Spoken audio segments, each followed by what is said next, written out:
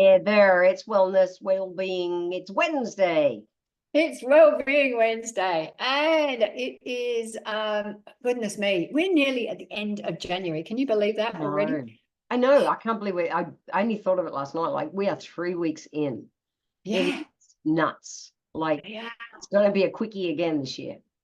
yeah, absolutely. It is. They fly by. So that's why we need to jump in and Jen and I are so committed to doing these every Wednesday, and even with our travels and things that we're doing over the next few weeks, we're going to make sure that one of us is always on here, because we just love just making sure that we're checking in and seeing, what are the things that you need to hear. So by the way, I was just thinking that if you've got something that we haven't talked about yet, put it in the chat. Just say to us, hey, we haven't heard you talk about that. And we'll add it in. So I was just talking to Jen about a few things, and one of them was about losing the goodness of certain foods.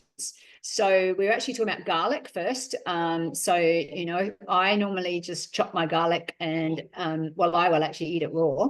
But if think I'm getting a little bit, chesty or something, I will have it with lemon, ginger and honey and all that kind of stuff in hot water, boiling water.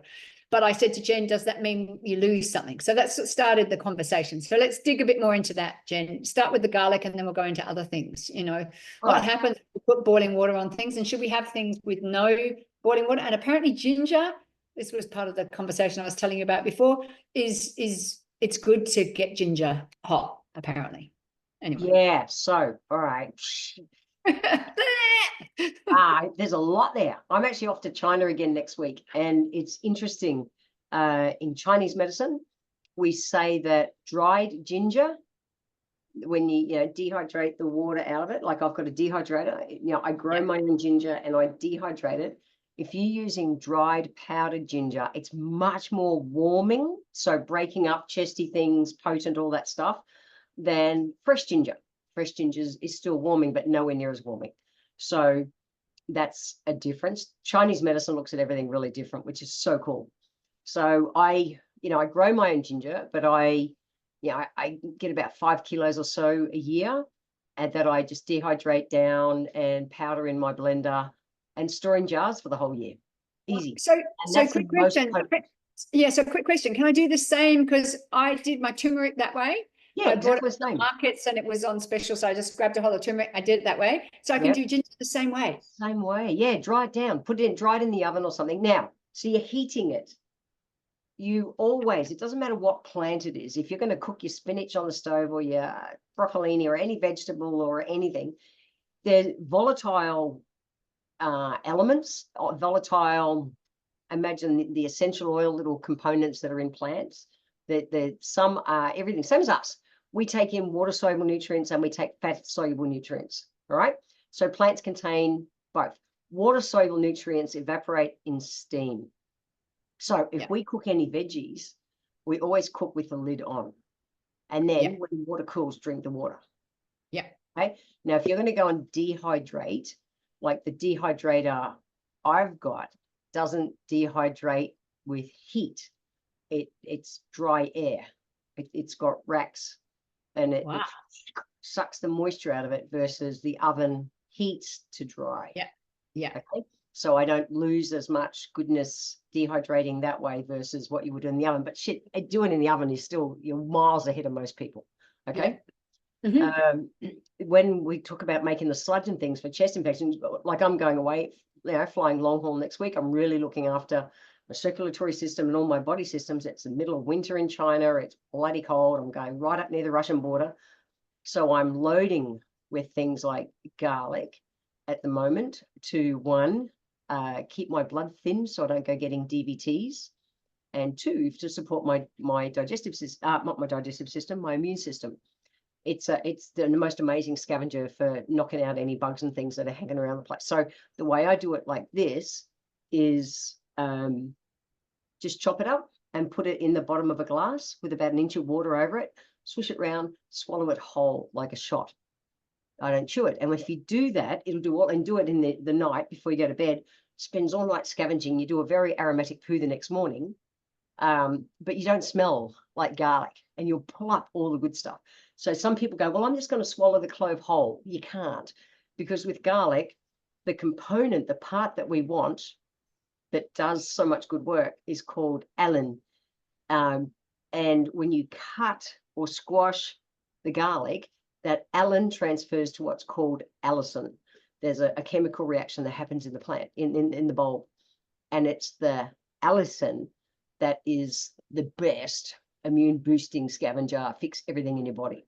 So with garlic, if you're going to boil it, make a tea, if you're going to boil it, make a tea or anything, put the lid on it. Then, the steam evaporates and just drops back in the cup. You'll get all the goodness. But otherwise, it doesn't need to be heated, something like garlic. So I'm lazy. But if I had a chest cold or something, I absolutely would make my sludge, which is, a couple of big whole bulbs of garlic, a couple of lemons, skin and all, a big, 3 or 4 inch chunk of ginger or powdered ginger, dried ginger, and honey to taste, and just chop it all up really roughly, chuck it in boiling water, brew a liter of water out of that, and then drink that like a herb tea. And that's so good. I actually don't even add the honey. If I had a sore throat, I'd add the honey. Yeah. But I prefer the taste of it without the honey. I think it's the most amazingly yummy drink. Yeah. So you should always cover everything if it is. But some plants will change energy depending if it's dried or not and stuff. Wow. And so just let's chuck in the ingredients in our immune booster. If someone wants to add a bit more as well. I know there's zinc in there, and I know there's echinacea in there, and there is that other thing that you really love. There's Astragalus. That's it. Yes. Yeah. So like I'm taking a bottle of that. I've already bought it. I'm not taking it in advance because it's not a prevention thing. It's echinacea is the most amazing herb for treating acute coughs, colds, immune system stuff. So I like to take it as if anything comes on, I'll smash it, absolutely smash it. But it's not the kind of thing, those kind of herbs in my world aren't used as prevention. But will I take it with me? Bloody oath. And I'll have things like the garlic and everything, and vitamin C. I hadn't invited vitamin C and zinc infusion yesterday. I'm just getting everything ready to go.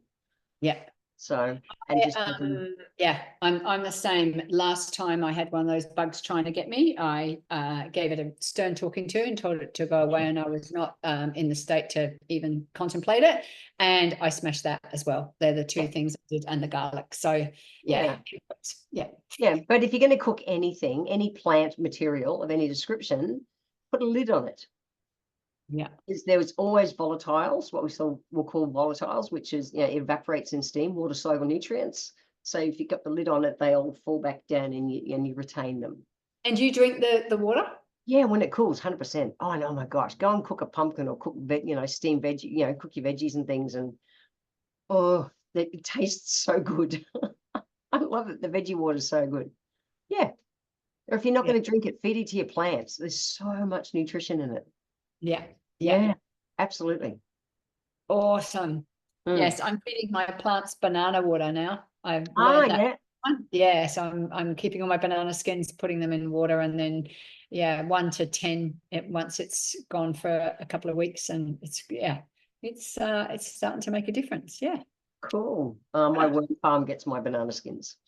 Your which? Your worm farm? Worm farm. Yeah, I've got worm farms. They devour banana skins so quick. They love it. Yeah. Goodness, nature is amazing. It's so cool. So work with it. Yes. So good. I love it. And infusions, just to wrap up, that was a really good way of giving your body an extra hit of vitamin C and zinc. So the infusion I had yesterday, so an infusion is like an IV drip. It takes about an hour, half an hour to an hour. And in that, you can get a good 30 grams of vitamin C and a good 10 grams or so of zinc in one hit. So it's like a mega dose. Most people, if you're using a vitamin C powder or some kind of supplement, after 5 to 10 grams, you're going to get a runny bum. So it's a big irritant to the digestive system. And so if you haven't got access to an IV drip, which is done by, there's so many nurses that run injectable clinics nowadays, and they're the ones who can do it. and I'm a big fan of that kind of stuff, especially like for this trip that I'm going on.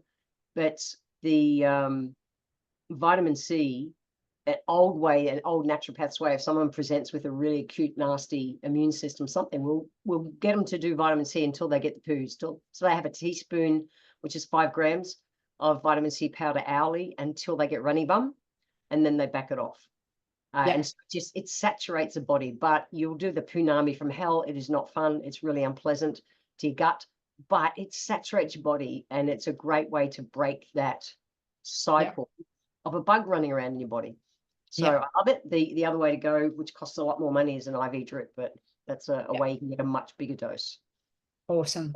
Come from a place of prevention. You know, take garlic. If you know you're doing things immune system wise, or like me traveling along, I'm so serious about looking after my circulatory system. I don't want DVTs and things. So I really load on flaxseed oil, and I load on garlic before I fly, for a week or two before I fly, to prevent my blood being sticky and getting deep vein thrombosis. So I do it. And any reason flaxseed oil versus olive oil? Any difference? Omega-3. Olive oil is an omega-9. Omega-3s will mean your blood is less sticky. Yeah, no, not olive oil. It needs to be an omega-3. Fish oil, if it's from a true cold water wild source. Otherwise, flaxseed oil or perilla oil, one of those. Yeah. Beautiful. Okay, that's it. I think they're all good things, because I'm not traveling to freezing cold, but I am traveling to do a big run. You're going to do long haul to the States. Long haul to the States, plus my 100K run. I need to get all this in shape in the next 2.5 weeks. So it's good advice for me too. Yep, you will. Thank you, Jen. Cool. See you next week. See you next week. Bye. Bye. Bye. See you guys.